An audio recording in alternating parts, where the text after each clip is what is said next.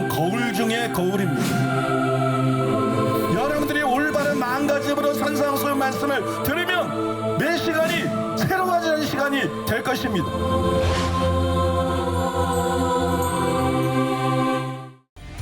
먼자가 눈을 뜨며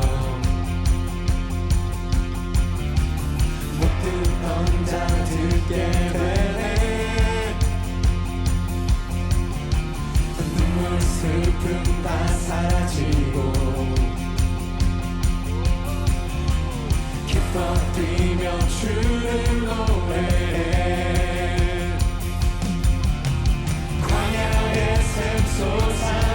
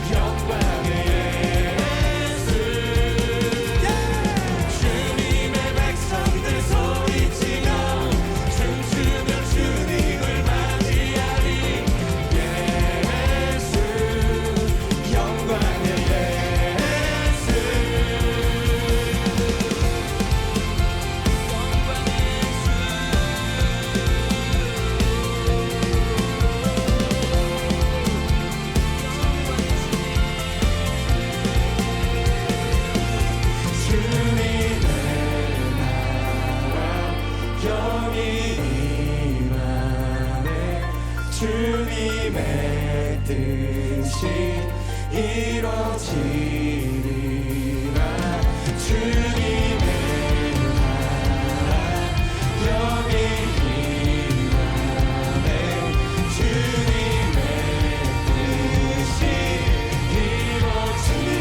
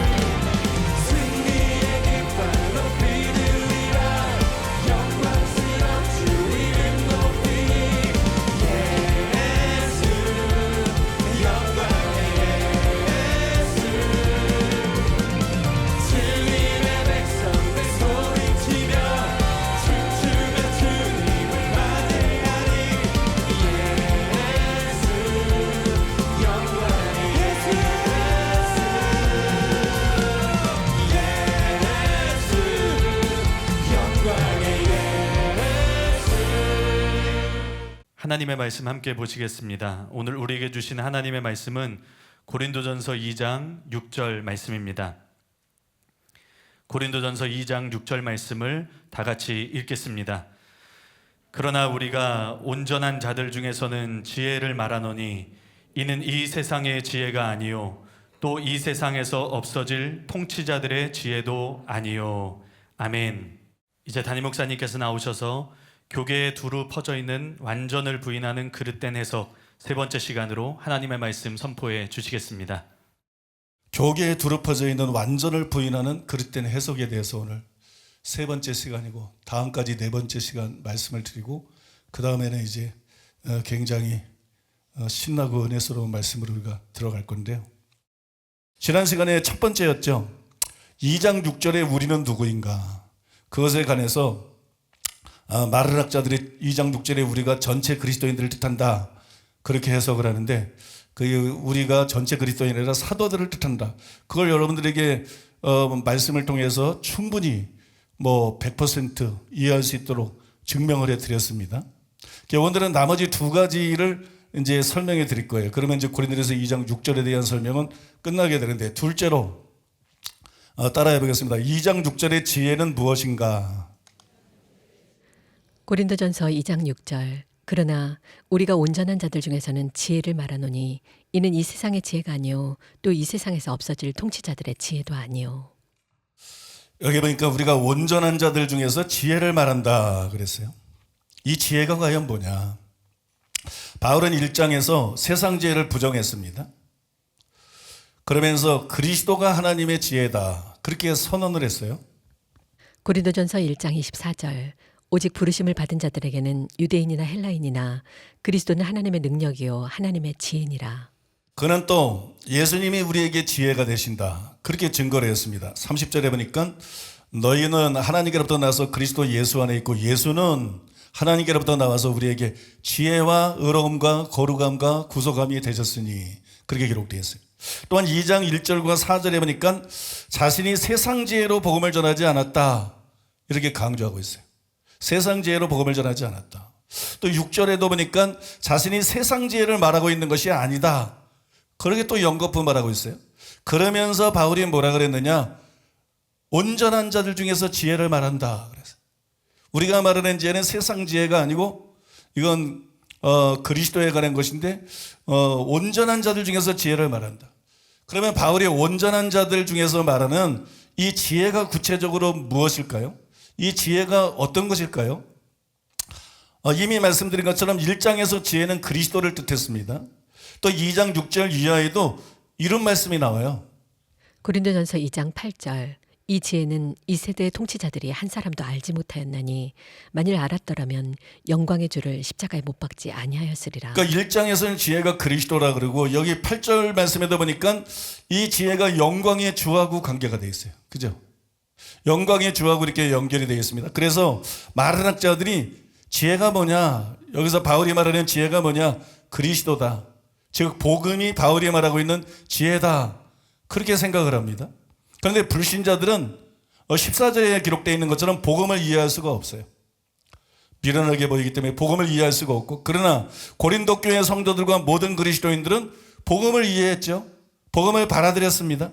그래서 거의 모든 학자들이 온전한 자들이 모든 그리스도인들을 뜻한다. 그렇게 해석을 하는 거예요. 왜냐하면 바울이 온전한 자들 중에서 지혜를 말한다고 했는데 2장에도 보니까는 계속 그리스도와 복음에 대해서 말하고 있는 것처럼 보이기 때문에 그걸 이해하지 못하는 불신자하고 달리 그거를 이해한 모든 사람들이 바로 바울이 말하는 온전한 자들이다. 그렇게 해석하는 거예요. 하지만 저는 6절의 지혜가 복음과 무관한 것은 아니지만 단지 복음을 뜻하는 것이 아니다. 그렇게 생각을 합니다. 김세영 교수님도 저와 견해가 같습니다. 바울은 이미 십자가에 달린 그리스도를 하나님의 지혜라고 선언하고 자신이 이 지혜를 아직 어린아이들인 고린도인들에게도 선포하였다고 말했습니다. 그러므로 2장 6절의 하나님의 지혜는 본질적으로 십자가에 달린 그리스도와 별개의 것일 수 없습니다. 그것은 다만 십자가에 달린 그리스도에 대한 더 심오한 해석을 의미하는 것입니다. 간단히 말하면 지혜가 그리스도와 무관한 건 아니지만 그리스도에 대한 또 심오한 해석이다. 한 걸음 더 나아간 해석이다. 그렇게 말하고 있어요. 이처럼 지혜는 단지 복음을 뜻하는 것이 아니에요. 때문에 여러분 같은 구절에 나오는 온전한 자들 역시 전체 신자가 아니라 완전에 도달한 장성한 자들을 뜻한다. 그것이 제가 가지고 있는 견해입니다. 지금부터 왜 지혜를 그렇게 이해해야 되는지, 왜 지혜를 그런 의미로 보아야 되는지 그 이유를 여러분들에게 설명해 드리겠습니다. 먼저 전제로 말씀드리고 싶은 것은 그리스도가 지혜인 것은 맞습니다. 지혜는 무엇보다도 그리스도예요. 그런데 바울이 바로 지혜인 그리스도에 대해서 뭐라고 말했느냐? 골로새서 2장 1절에서 3절에 보니까는 그리스도에 대해서 하나님의 비밀인 그리스도에 대해서 바울이 이렇게 말했어요. 그 안에는 지혜와 지식의 모든 보화가 감추어져 있느니라. 그리스도는 단순히 복음이 아니라는 거예요. 그리스도가 복음인 건 맞아요. 그게 가장 중요한 거예요. 그러나 하나님의 비밀인 그리스도, 그 안에는 지혜와 지식의 모든 보화가 감추어져 있느니라. 지혜와 지식의 모든 보화가 감추어져 있느니라. 여러분, 근데 단지 복음만이 지혜가 아닙니다. 복음을 전하는 것만이 지혜가 아니라 로마서 6장에 나오는 것처럼 그것을 더 깊이 설명하는 것, 그것을 더 깊이 설명하는 것도 지혜예요. 또 고린도전서 14장 20절에 보면 이렇게 기록되어 있습니다. 형제들아, 지혜는 아이가 되지 말고 악에는 어린아이가 되라. 지혜는 장성한 사람이 되라. 그리고 전절에 보면 또 이렇게 기록되어 있어요. 고린도전서 14장 19절. 그러나 교회에서 내가 남을 가르치기 위하여 깨달은 마음으로 5마디 말을 하는 것이 1만마디 방언으로 말하는 것보다 나으니라. 이 두 가지를 연결해 보면 무슨 말이 되냐 그러면 진리를 깨닫고 가르치는 것이 모두 지혜라는 거예요. 단순히 복음뿐만이 아니라 그러니까 진리에 대해서 깨닫고 가르치는 모든 것이 지혜다. 그리고 지혜에도 같은 수준의 지혜만 있는 게 아니라는 거예요. 단순히 복음 이것만 있는 게 아니라는 거예요. 지혜에도 여러분 어린아이 수준이 있는가 하면 장성한 수준이 있다는 거예요. 그래서 지혜는 어린아이가 되지 말고 장성한 자가 되라. 그렇게 말하고 있는 거예요. 저는 바울이 6절에서 전자가 아니라 후자에 대해서 말하고 있다고 생각합니다. 즉 기본적인 지혜가 아니라 장성한 지혜에 관해서 말하고 있다고 생각을 합니다. 본문을 통해서 왜 지혜가 단지 복음을 뜻하는 것이 아닌지 차근차근 더 자세하게 여러분들에게 설명해 드리겠는데요. 6절의 지혜는 단순히 그리스도가 아니에요. 거의 대부분의 주석들이 그렇게 해석을 하는데 그게 틀렸다는 거예요. 6절의 지혜는 단순히 그리스도가 아니에요. 왜냐하면 1절 이하 5절에 나와 있는 대로 바울은 고린도 교회 복음을 전할 때 이미 하나님의 지혜이신 그리스도를 전했습니다. 이미 하나님의 지혜이신 그리스도를 전했어요. 고린도전서 2장 1절로 2절. 형제들아, 내가 너희에게 나아가 하나님의 증거를 전할 때에 말과 지혜의 아름다운 것으로 아니하였나니 내가 너희 중에서 예수 그리스도와 그가 십자가에 못 박히신 것 외에는 아무것도 알지 아니하기로 작정하였습니다. 여기 보면 바울이 고린도께서 복음을 전할 때 예수 그리스도와 십자가, 예수님이 십자가에 못 박힌 것 외에는 아무것도 알지 아니하기로 작정했다. 그거를 전했다고 말하고 있어요. 그리스도와 십자가, 이게 1장에서 말한 지혜거든요. 1장에서 바울이 말한 바로 그 지혜 아닙니까? 그런데 그것을 이미 전했어요. 여기 나오는 것처럼 이미 전했어요. 그 후에 6절에서 그러나 우리가 온전한 자들 중에서는 지혜를 말하노니 이렇게 말한 것이, 만약에 여러분 지혜가 이미 전한 것과 같은 지혜라면 그러나 이렇게 말하지 않았을까? 그러나 우리가 온전한 자들 중에서는 지혜를 말하노니 이렇게 말하지 않았을 거예요. 그러므로 지혜가 바울이 이미 전한 복음과 같은 것일 리가 없다는 것이, 로마서 6장에 나오는 것처럼 복음을 더 심화시켜서 자세히 설명하거나 또는 복음에서 파생되는 그 외의 여러 가지 진리들을 뜻하는 것으로 볼 수밖에 없다는 것입니다. 또 여러분 온전한 자들이라 그랬잖아요. 온전한 자들은 당연히 복음을 받아들인다 그러죠. 그죠? 뭐 기본적으로 당연히 복음을 받아들이는 자들인데, 그런데 왜 그들에게 똑같은 복음을 다시 전합니까? 복음을 이미 받아들인 자들이니까 복음에 더 깊은 내용을 전한다든지 또는 복음에서 파송되는 그런 다른 진리들을 가르쳐줘야지, 이미 복음을 받아들인 자들인데 왜 똑같은 걸 전해요? 또 6절에 나오는 이 온전한의 다른 뜻은 장성한이거든요. 그러니까 영적으로 장성한 자들이라는 말이에요. 상대적으로 성숙한 걸 말하는 게 아니고, 성숙한은 틀린 번역이에요. 장성한이 맞는 거예요. 그러니까 이게 이제 다 잘한 사람이란 말이에요. 장성한 자들이에요. 그런데 그런 사람들에게, 장성한 사람들에게 불신자들에게 하듯이 다시 복음을 전한다, 단지 또 복음을 전한다, 이게 말이 안 되잖아요. 그러므로 그 이상의 심오한 진리를 전했을 것이 분명하다는 것입니다. 바울 서신의 구절을 보면 교리와 실천으로 되어 있잖아요. 먼저 교리를 얘기하고 그 다음에 실천에 대해서 얘기를 합니다. 바울 서신은 교리와 실천이라는 구조를 갖고 있는데, 모든 기독교 진리는 어디에서 파생되느냐? 교리에서는 결국 복음을 설명하는 거거든요, 주로. 모든 기독교의 진리나 가르침이 어디서 파생되느냐? 복음에서 파생이 되는 거예요. 예를 들어서 용서하라. 왜 용서해야 되죠? 주님이 용서하셨으니까 우리도 용서해야 되는 거예요. 예수님이 복음이잖아요. 또 사랑하라는 것도 마찬가지예요. 내가 너희를 사랑한 것처럼 너희도 서로 사랑하라. 순종하라는 것도 마찬가지. 긍휼히 여기라는 것도 마찬가지. 겸손하라는 것도 마찬가지. 서로 받으라는 것도 마찬가지. 원수를 사랑하는 것도 마찬가지. 이게 다 예수님에게서 나오는 거. 바꿔 말해 이게 다 복음에서 나오는 거. 복음만 예수님에게서 나오는 게 아니에요. 그래서 바울이 그 안에 모든 지혜와 지식이 다 들어있다. 그 안에 모든 보화와 지식이 다 들어있다. 다 감추어져 있다. 이렇게 말하는, 이게 감추어져 있어. 예수님을 얕게 알면, 예수님을 1차원적으로만 알면 복음밖에 캐치가 안 돼. 그러나 예수님을 깊이 알게 되면 그 안에 모든 진리가 그 안에서 다 나와. 여러분 믿습니까?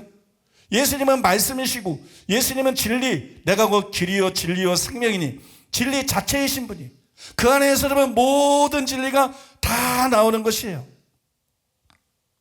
그래서 여러분 그것을 복음과 함께 지혜로 바울이 표현했을 수 있다는 것이, 단순히 복음을 표현한 것이 아니라 그 모든 것을 지혜로 표현한 것이라는 것입니다.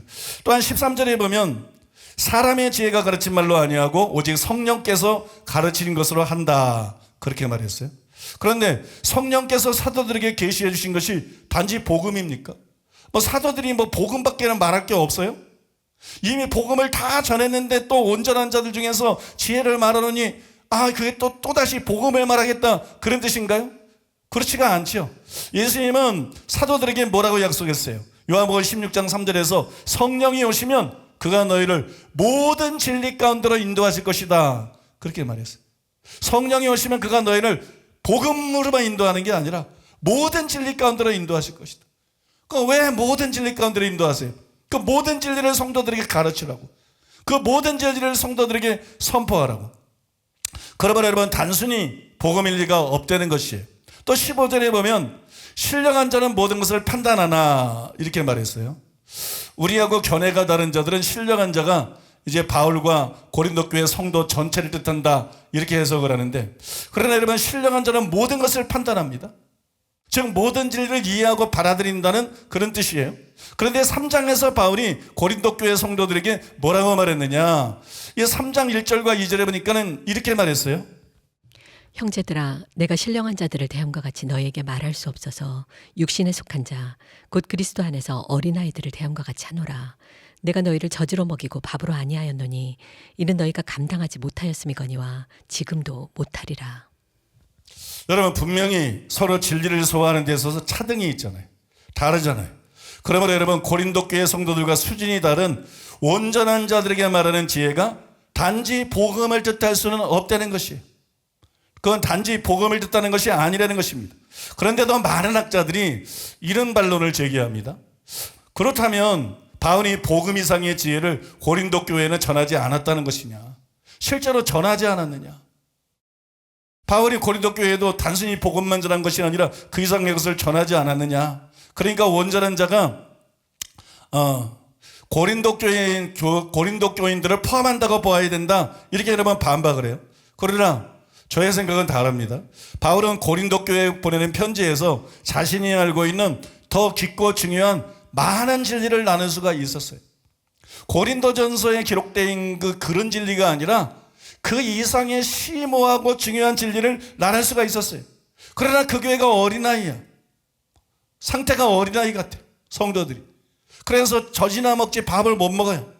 그 교회에 분쟁이 있고 은사에 대한 교만이 있고 무질서를 비롯해서 여러 가지 미성숙한 문제들이 있어서 그 문제를 시급히 다루어야 됐어요. 그거를 다루느라고 바울이 여러분 그 시간에 다른 더 심오한 많은 진리를 설명하고 전할 수도 있었는데 그거를 전할 수가 없었던 것이에요. 그러니까 학자들이 말하는 그런 반론은 설득력이 없는 것입니다. 뭐 이런 여러 가지 이유들 때문에 저는 육전의 지혜가 단지 복음이 아니라 그보다 심화된 복음과 복음에서 파생된 각종 진리를 뜻하는 것이 분명하다, 그렇게 해석을 합니다. 그렇게 생각을 합니다. 여러분 2장 6절에 나오는, 지난 시간에는 우리가 누구냐 그걸 살펴봤는데, 이제 두 번째는 지혜가 뭐냐. 대부분의 해석들이 복음이라 그러는데 복음과 무관한 건 아니지만 단순히 복음을 뜻하는 것이 아니다. 더 심화된 복음을 뜻하는 것이고 복음에서 파생되는 더 깊고 중요한 수많은 진리들을 뜻하는 것이다. 여러분 이렇게 해석해 옳다는 것을 여러분들에게 분명하게 설명해 드렸습니다. 이제 마지막 세 번째로 따라해 보겠습니다. 2장 6절의 온전한 자들과 동등한 신령한 자들은 누구인가? 우리가 2장 6절에 나오는 온전한 자들이 누구인지를 알기 위해서 마지막으로 다뤄야 될 난제가 있어요. 신령한 자들 안에 고린도 교회 성도들이 포함이 되느냐 안 되느냐, 이 점이에요. 즉 그들이 포함되는데 신령한 자답지 않다는 것이냐, 아니면 그들이 아예 신령한 자가 아니라는 것이냐, 여기에 대해서 우리가 분명한 답을 얻어야 돼요. 3장 1절에 보면 바울이 이렇게 말했어요. 내가 신령한 자들을 대함과 같이 너희에게 말할 수 없어서. 이게 참 뉘앙스가 참 희한합니다. 내가 신령한 자들을 대함과 같이 너희에게 말할 수가 없어서. 여기에 뉘앙스가 신령한 자인데 신령한 자답지 않기 때문에 그들을 대함과 같이 할 수가 없다, 뭐 그렇게 말하고 있는 것처럼도 보여요, 읽기에 따라서는. 그래서 여러분 헷갈리는 거예요. 그래서 여러분 이 구절이 진짜로 말하는 게 뭐지? 정말 고린도 교회 성도들도 신령한 자한테 포함이 된 건가? 우리 안에 포함이 된 건가? 온전한 자들 안에 포함이 된 건가? 정말 이 온전한 자들이, 학자들이 대부분의 주석들이 말하는 것처럼 고린도 교회 성도들을 포함한 전체 그리스도인들을 뜻하고 있는 것인가? 이런 혼돈이 여기서 막 일어나는 거죠. 저도 너무 혼란스럽더라고요. 학자들은 대부분 2장 6절에 우리 혹은 온전한 자들과 마찬가지로 신령한 자들이 바울과 고린도 교회 성도들, 나아가서 그리스도인 전체를 뜻한다고 해석을 합니다. 뭐 여기서도 예외적으로 김세윤 교수님은 그와 다르게 생각하고 있어요. 김세윤 교수님은 뭐 저처럼 생각합니다. 이렇게 썼어요. 바울은 여기서 두 종류의 사람들을 구분합니다. 한편은 영적인 사람들이고 다른 한편은 육신적인 사람들입니다. 그렇게 썼어요.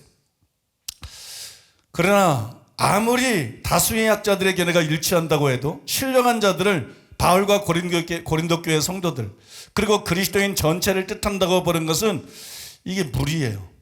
이게 문제가 있습니다. 이게 우리하고 반대의 견해를 갖고 있는 학자들도 그걸 알고 있어요. 뭐 전체가 알고 있는지는 모르겠지만 우리하고 반대되는 견해를 갖고 있는 학자들도 이렇게 해석하는 게 상당히 이게 무리하다. 이게 자연스럽지 않다. 그걸 그들도 캐치를 하고 있습니다. 예를 들어서 찰스 하지는 3장 1절을 해석하면서 이 구절의 신령한 자들이 2장 15절에 나오는 신령한 자와 다른 의미라는 이상한 주장을 했습니다. 앞장에서 사용된 의미대로 하면 이제 모든 그리스도인은 신령한 자이기 때문에 이러한 의미에서 신령한 자가 아니라는 것은 그들이 그리스도인이 아니라는 말일 것이다. 그러나 여기서 사도는 그가 그리스도인이라고 인정하고 형제라 부르는 자들에게 그들이 신령한 자가 아니라고 말하고 있다. 따라서 그는 이 단어를 수정하여 사용하고 있음이 틀림없다. 이것은 매우 일반적인 용법이다. 우리가 어떤 그리스도인의 영성을 다른 그리스도인과 비교하여 신령한 자라고 말할 때는 그가 뛰어나게 신령하다는 것을 의미한다. 그러나 그리스도인과 세상을 구별할 때는 모든 그리스도인이 신령한 자로 불리워야 한다. 이해하셨어요? 나는 글을 읽으면 가끔 의문이 돼. 지금 이해하셨나? 그냥 들었어요? 여러분 또 크레이그 블룸버그도 이렇게 주장을 했어요. 하지만 이제 그는 성령을 가진 사람들인 그리스도인과 성령이 없는 사람들인 비그리스도인을 대조하는 것에서 두 종류의 크리스천들, 즉 성령의 지배를 받는 사람과 그렇지 못한 사람들을 비교하는 것으로 전환한다. 고로 영적인은 단순히 성령을 의미한다기보다는 성령에 사로잡힌 것을 의미한다. 이게 무슨 내용이냐 그러면 간단한 거예요. 그러니까 2장 15절에 나오는 신령한 자라는 말이 나오는데 이 신령한 자들을 이제 대부분의 주석들이 고린도 교회 성도들도 포함한다. 그 고린도 교회 모든 신자들이 모든 그리스도인들이 신령한 자다. 이런 해석을 이미 2장에서 한 거예요. 근데 3장에 딱 넘어오니까 바울이 고린도 교회 성도들한테 내가 너희를 신령한 자들을 대한 것 같이 할 수 없어서 육신에 속한 자 그리스도 안에 어린아이들을 대한 것 같이 하노라 보니까 이게 분명히 다른 거야. 이게 분명히 다른 거야. 그럼 앞에 해석이 틀렸다고 생각을 해야지. 근데 이 해석을 고소하는 거예요. 이 해석을 이렇게 고소하면서 2장 15절의 신령한 자하고 3장 2절의 신령한 자는 다른 의미다. 그러니까 2장 15절의 신령한 자는 육에 속한 자, 즉 불신자하고 반대되는 신자라는 의미에서 그리스도인이라는 의미에서 신령한 자고 3장의 1절에 나오는 신령한 자들은 그리스도 안에 있는 어린아이, 이 어린아이들하고 또 대조되는 신령한 자들이다. 더 영적인 자들이다.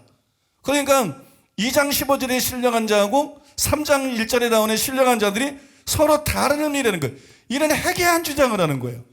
자기들의 해석이 오르라는 걸 여기서 깨달아야 되는데 거의 절대 다수의 주석이 이런 식으로 해서 그러니까 그러면 이게 뭘 뜻하는 거냐 그러면 왜 이런 얘기를 하고 있느냐. 그거는 여러분 그들이 보기에도 신령한 자들과 어린아이가 다르다는 것이 분명하다는 거예요. 그러면 그 어린아이가 바로 고린도 교회 성도니까 신령한 자 안에는 고린도 교인이 포함 안 된다 이렇게 해석을 해야 되는데 고린도 교인도 신령한 자다 이런 해석을 고수하고 있으면서 이런 말을 하고 있는 거예요. 그러나 여러분 그들처럼 2장 15절과 3장 1절에 신령한 자가 다른 의미라고 이렇게 보는 것은 정확한 근거가 없어요. 굉장히 부자연스럽습니다. 딱 봐도 너무 자기적이에요. 여러분 몇 구절 차이가 안 돼요. 2장 15절, 16절, 그 다음에 3장 1절 2절 차이예요. 앞에 있는 신령한 자가 전체 성도고 2절 뒤에 있는 신령한 자는 전체 성도가 아니라 영적인 사람들이다. 이게 말이 됩니까? 물론 문맥에 그런 분명한 근거가 있다면 그렇게 해석할 수가 있지만 그런 근거들이 없다는 거예요. 단순히 추측이 되는 거예요. 2장의 신령한 자들이 전체 그리스도인이라는 잘못된 해석을 했기 때문에 그거를 무마하기 위해서 그냥 얼벼물어서 서로 다른 의미다 이렇게 말하고 있는 것일 뿐이지 그렇지 않다는 거죠. 그렇기 때문에 그렇게 볼 것이 아니라 신령한 자 안에 고린도 교회 성도들은 포함되지 않는다 이렇게 해석을 해야 옳다는 것입니다. 신령한 자 안에 고린도 교회 성도들은 포함되지 않는다. 여러분 바울이 말한 신령한 자들이 전체 그리스도인들을 뜻하지 않는다. 이 증거는 지금 제가 설명해 드린 것 외에도 많이 있어요. 먼저 고린도전서에 보면 고린도전서에 신령한 자라는 표현이 한 번 더 나옵니다. 2장 15절하고 3장 1절뿐만 아니라 14장 37절에 나와 있어요. 만일 누구든지 자기를 선지자나 혹은 신령한 자로 생각하거든 내가 너에게 편지하는 이 글이 주의 명령인 줄 알라. 여기 신령한 자가 나오잖아요. 근데 여기 신령한 자가 전체 그리스도인인가요? 선지자나 혹은 신령한 자나 딱 답이 나오잖아요. 모든 성도가 다 선지자인가? 모든 성도가 다 예언을 하고 계시를 받나? 그거 아니잖아요. 그죠? 여러분, 여기 신령한 자는 전체 성도를 뜻한 게 아니거든요. 따라서 여러분 본문에서도 신령한 자가 전체 그리스도인을 뜻하지 않을 가능성이 굉장히 높겠죠. 그죠? 같은 책에서 신령한 자가 전체 그리스도인을 뜻하지 않았으니까. 또 바울은 2장 6절에서 그러나 우리가 온전한 자들 중에서는 지혜를 말하노니 라고 말했어요. 문맥상 온전한 자들은 15절의 신령한 자하고 겹쳐집니다. 같은 의미입니다. 그러므로 신령한 자들에게 전한 복음과 다른 차원의 지혜를 말할 수가 있어야 돼요. 그걸 말할 수가 있어야 되죠. 그러나 3장 1절에서 바울은 형제들아 내가 신령한 자들을 대한 것 같이 너에게 말할 수 없어서 이렇게 말하고 있어요. 그러므로 여러분 신령한 자 안에는 고린도 교회 성도들이 포함되지 않는다는 것이 분명한 사실이죠. 명백한 사실입니다. 또한 비슷한 것인데 2장 15절에 신령한 자는 모든 것을 판단하나 표현만 다른 거예요. 2장 15절에 신령한 자는 모든 것을 판단하나 이렇게 써져 있어요. 그들은 모든 진리를 분별하고 능히 소화할 수 있다는 것이에요. 그런 사람들이라는 거예요. 그런데 3장 이전에는 뭐라고 쓰여 있습니까? 3장 이전에 이렇게 쓰여 있어요. 내가 너희를 저주로 먹이고 바보로 아냐했노니 이런 너희가 감당치 못하였음이거니와 지금도 못하리라. 이처럼 고린도 교회 성도들은 모든 진리를 소화하고 감당할 수 있는 게 아니라 젖이나 먹고 밥을 못 먹을 수 있는 밥을 소화할 수 없는 그런 상태였어요. 2장 15절에서 신령한 자를 묘사한 것은 완전히 다르죠. 그러니까 고린도 교회 성도들은 신령한 자입니까? 신령한 자가 아닙니까? 신령한 자가 아니죠. 고린도 교회 성도들은 신령한 자가 아니에요. 그리고 온전한 자들은 결코 전체 그리스도인을 뜻하지 않는다는 결론이 여기서 나오는 거죠. 이상 설명한 것과 같이 저는 2장 6절의 온전한 자가 전체 그리스도인을 뜻하는 것이 아니다. 이거를 우리 지혜 그 다음에 신령한 자들을 연구한 것을 통해서 여러분들에게 지난 시간과 이 시간에 증명을 해드렸습니다. 한편 바울이 말하는 온전한 자들이 바울과 전체 그리스도인이 아니라 문자 그대로 온전한 자들 혹은 장성한 자들을 뜻한다는 더 결정적인 증거가 있어요. 지금 말씀드린 거로 충분히 증명이 되지만 더 결정적인 증거가 있는데 그것은 온전한 자들을 전체 그리스도인으로 해석하는 것이 바울의 용례를 완전히 벗어나는 일이 되는 거예요. 바울은 그리스도인들을 그렇게 말하지 않는다는 거예요. 바울이 그리스도인들을 그렇게 부른 적이 없다는 거예요. 여러분 바울 서신을 전체를 읽어보세요. 바울이 언제 전체 성도를 온전한 자라고 불렀습니까? 항상 온전을 목표로 얘기를 했지. 온전한 자가 되기 위해서 권면하고 온전한 자가 되기 위해서 설교하고 그죠? 항상 온전을 목표로 얘기했지. 언제 여러분 바울이 전체 그리스도인들을 온전한 자들이라 그랬어요. 우리가 2장 6절을 옳게 해석하기 위해서 진짜로 주목해야 될 것은 온전한 자가 누구냐? 온전한 자가 뭘 뜻하는 거냐? 그게 아니에요. 온전한 자라는 표현 자체예요. 즉 온전한이라는 단어 자체입니다. 그게 굉장히 중요하다는 거예요. 그런데 대부분의 학자들이 온전한 자가 누구냐? 여기에만 신경을 썼어요. 그래서 여러분 모든 그리스도인이 온전한 자다. 이 말도 안 되는 얘기예요, 사실. 아니 성경의 수많은 곳에서 예수님도 그렇고 바울도 그렇고 온전을 목표로 얘기를 하고 있는데 모든 그리스도인이 온전한 자다. 이게 말이에요? 말도 안 되는 얘기지. 그러니까 지금 우리가 여러 가지 복잡한 얘기들을 다 말했지만 그거보다 더 결정적인 증거는 온전한 자라는 단어 자체, 온전한 자들이라는 표현 자체가 이게 전체 성도가 아니라는 여러분 명백한 증거라는 것이에요.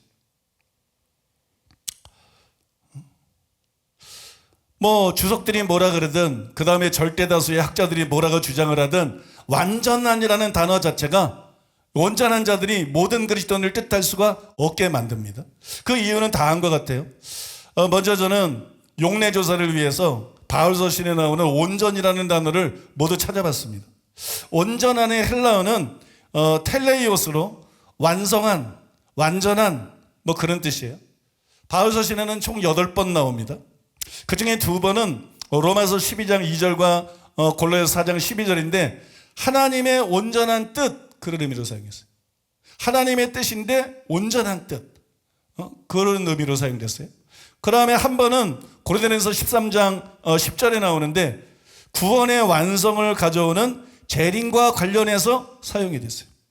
구원의 완성은 재림 때 일어나게 되거든요. 그러니까 구원의 완성, 그것도 온전이죠.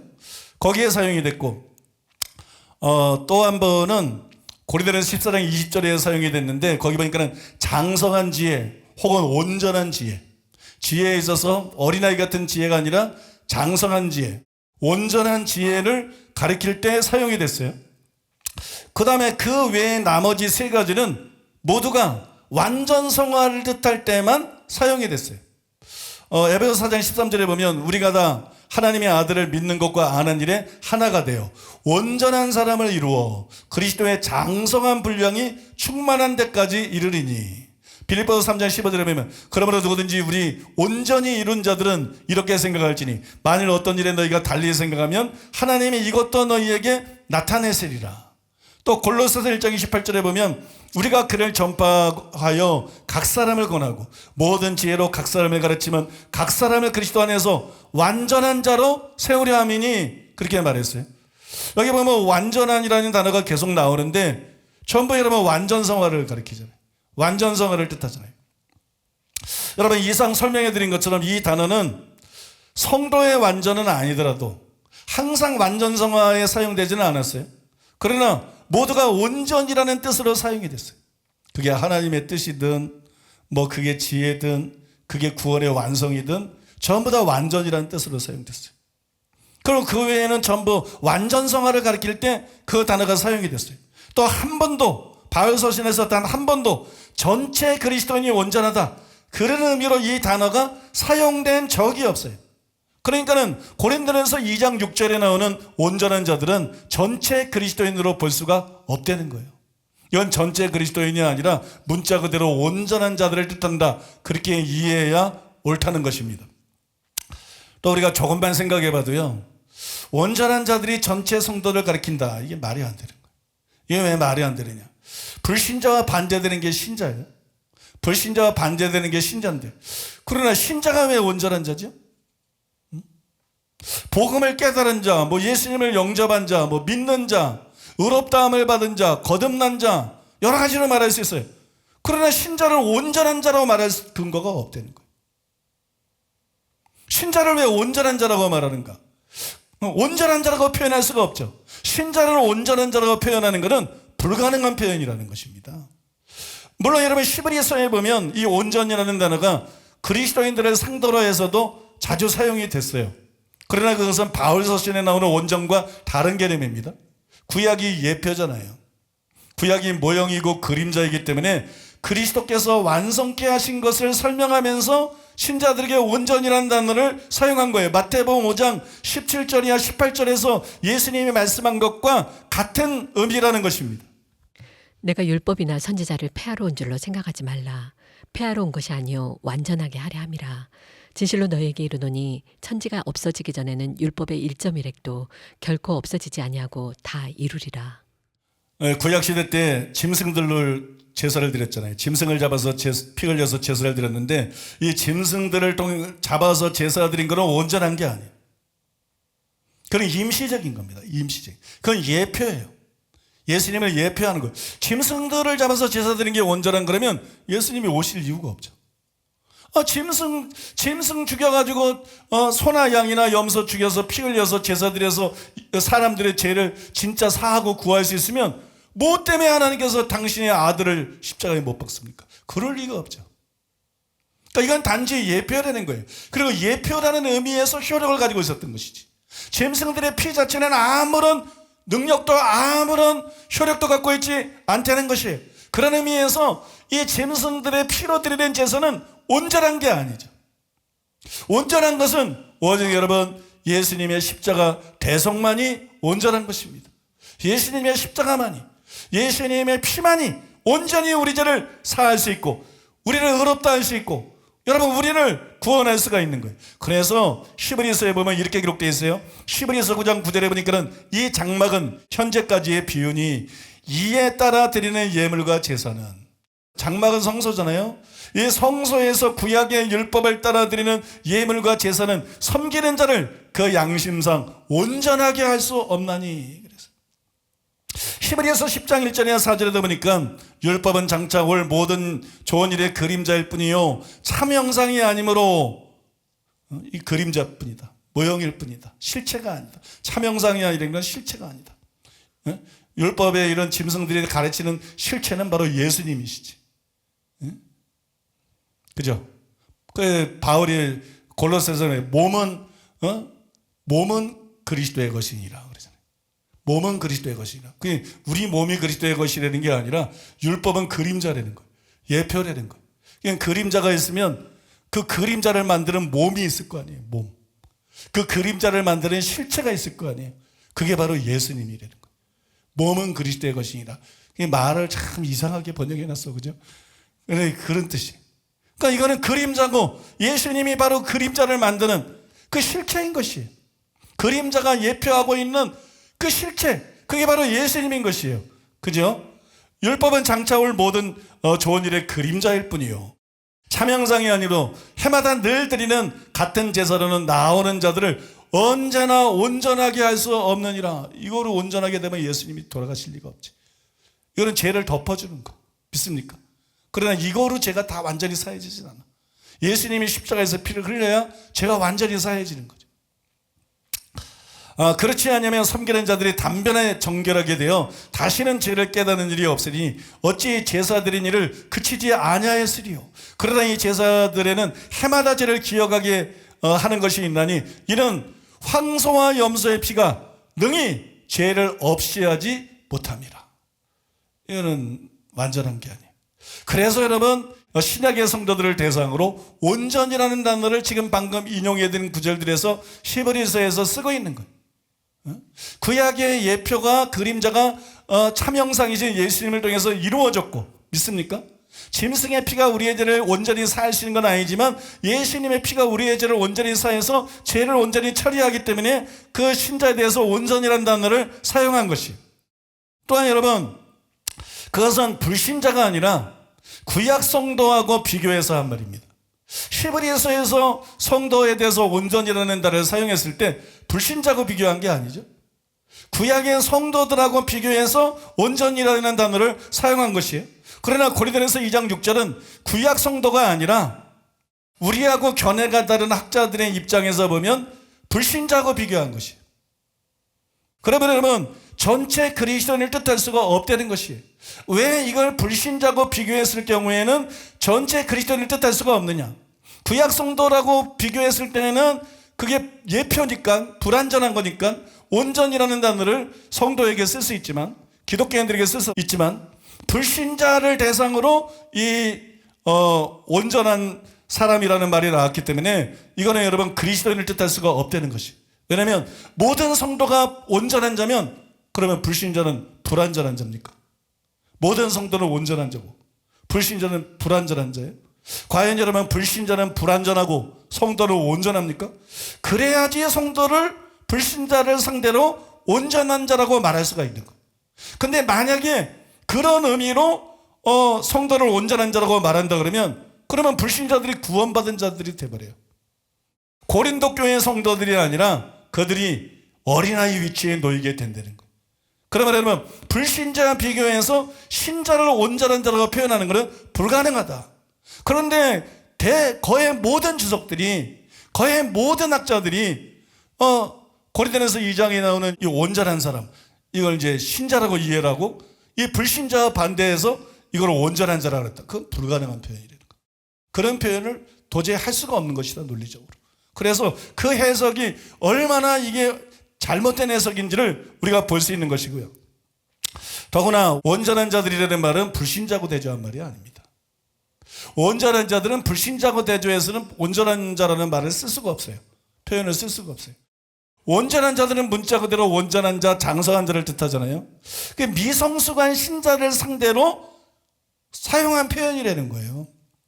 즉 고린도 교회 성도들 같은 영적인 어린아이들과 대조해서 사용된 표현입니다. 그렇기 때문에 그 표현은 영적인 어린아이가 포함이 안 되죠. 영적인 어린아이가 포함이 안 돼. 즉 그 표현에는 고린도 교회 성도가 포함이 안 되죠. 그런데 대부분의 주석들이, 대부분의 학자들이 온전한 자들 안에 바울뿐만 아니라 고린도 교회 성도가 포함되고 이거는 전체 그리스도인들을 뜻한다 이렇게 해석을 하고 있으니까 그 해석이 얼마나 말이 안 되는 해석입니까? 그런 말도 안 되는 엉터리 해석을 통해서, 그러니까 여기서 온전한 자는 온전케 된 성도들을 말하는 것이 아니다. 그러니까 온전이 실제로 존재한다는 게 아니다. 이러면서 온전에 대해서 예수님은 온전하라 그랬는데 대부분의 주석들은 그러니까 온전은 불가능하다 이러고 있는 거잖아요. 굉장히 잘못된 해석입니다. 한 걸음 더 나아가서 온전한 자들은 단지 상대적으로 성숙한 자들을 가리키는 것도 아니에요. 로이드 존즈가 착각한 거죠. 왜냐하면 바울이 온전이라는 단어를 썼으니까. 성숙을 말하려고 그러면 성숙을 뜻하는 다른 단어들이 있어요. 용례를 살펴봐요. 전부 그게 완전을 뜻했던 거잖아요.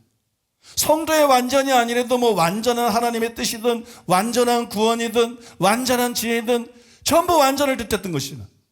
이 말씀의 의미는 실제로 완전이에요. 믿습니까? 바울이 완전이라는 단어를 선택을 했다는 말이에요. 왜 선택했을까요? 완전을 말하려고 그러는 거지. 그리고 아까 말씀드렸습니다만 이게 불신자고 상대한 게 아니라 미성숙한 신자고 상대하는 것, 실제로 그게 온전한 걸 말하는 것이죠. 믿습니까? 실제로 온전한 것을 말하는 것이죠. 아무튼 바울이 온전이라는 단어를 선택해서 사용을 했고 그것을 온전한 자와 장성한 자를 뜻하기 때문이에요.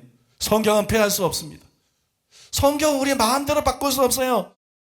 우리는 여러분 자기의 교리에 성경을 끼워 맞추면 안 돼요. 우리는 성경에 자기의 교리를 끼워 맞춰야 돼요. 바울의 설교를 들으면서도 베레아 사람들이 성경을 펴서 성경적으로 그런가 아닌가 살핀 거 아니에요? 성경적이면 받아들이고 성경적이지 않으면 안 받아들이려고.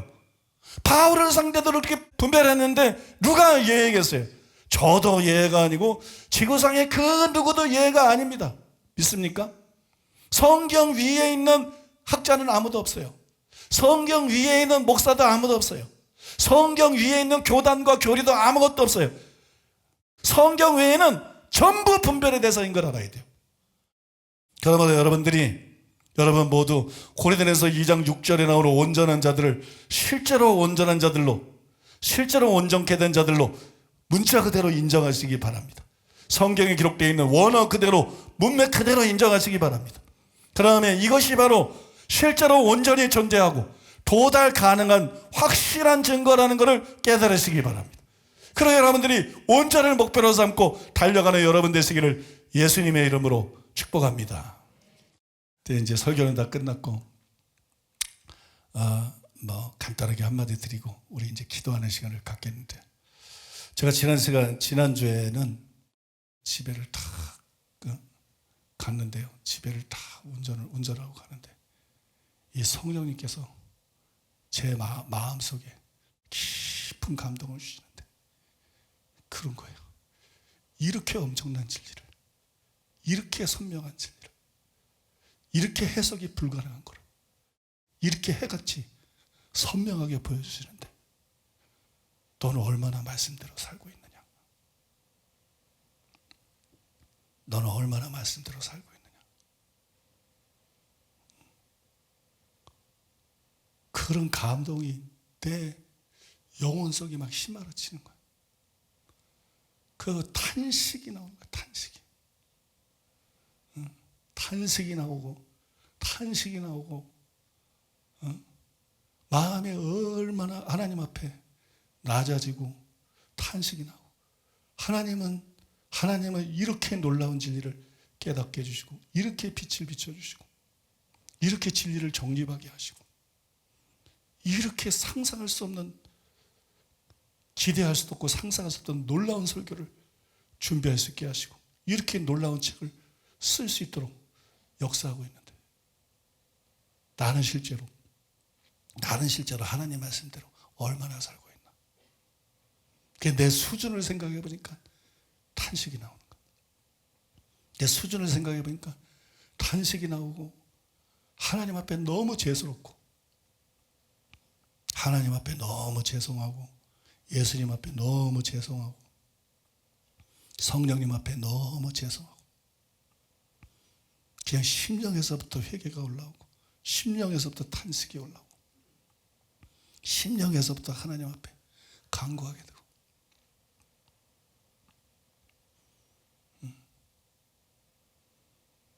집에 가서도 계속 그러더라고. 아침에 일어났는데도 계속 그러더라고. 예수님이 말씀하셨잖아요. 사도들에게 뭐라고 말씀하셨어요? 내가 너에게 가르친 모든 것을 가르쳐 지키게 하라 그랬잖아요. 내가 너에게 분부한 모든 것을 가르쳐 지키게 하라. 또 예수님의 동생인 야고보가 말했잖아요. 선생된 자들에게 더 큰 심판이 있는 줄 알라. 하나님은 우리가 진리를 얼마나 바르게 알고 얼마나 깨닫고 얼마나 깊은 계시를 받고 얼마나 하나님의 말씀을 깊고 바르게 놀랍게 신비할 정도로 하나님으로 이해했는가. 단순히 그거로 심판하는 게 아니고 우리가 얼마나 하나님 말씀대로 살았나 그거 가지고 심판하는 거예요. 그게 정말 그런 탄식과 그런 회개와 정말 하나님의 말씀대로 철저히 순종하고 철저히 살 수 있는 사람이 되게 해달라는 은혜를 구하는 탄식하며 은혜를 구하는 그런 기도가 그냥 속에서 솟아나오더라고요. 솟아나오고 터져나오고. 오늘 설교를 통해서는 여러분들에게 제가 그걸 나누고 싶었어요. 하나님께서 우리 교회에 놀라운 것들을 많이 부어주셨어요. 나는 아무것도 아니고 나는 부족하고 나는 죄인 중에 대개수이지만 웬 말인지 왜 이러는지 하나님께서 정말 놀라운 말씀의 기름 부음을 주셨어요. 놀라운 말씀의 은사를 주셨어요. 그냥 수백 년 동안 몇 세기 동안 해석이 안 되는 게 아니라 2000년 이상 해석이 안 되는 것들을 척척 해석해놓고 이거는 여러분 이거는 정말 전무후무한 일이에요. 그런 말씀의 은사를 부어주셨어요. 근데 하나님이 그렇게 말씀 은사를 부어주셨는데 나는 그 말씀을 알고 살면서 얼마나 하나님 말씀대로 살고 있나. 그 여러분들은 하나님의 은혜로 부어주시는 그런 설교 말씀을 계속 듣는 특권을 가진 자로서 그런 설교를 듣고 신앙생활을 하면서 실제로 얼마나 하나님 말씀대로 살고 있나. 우리가 자신을 돌아보고 정말 탄식하는 마음을 가져야 되고 애통하고 회개해야 되고 그 하나님 앞에 철두철미하게 하나님 말씀대로 살 수 있는 그 은혜를 부어 주시옵소서. 큰 은혜를 부어 주시옵소서. 사모하며 기도해야 될 줄로 믿습니다. 이 시간에 그 제목을 가지고 기도하면서 하나님 앞에 나가 기도하고 이 시간을 마치기 원합니다. 기도하겠습니다.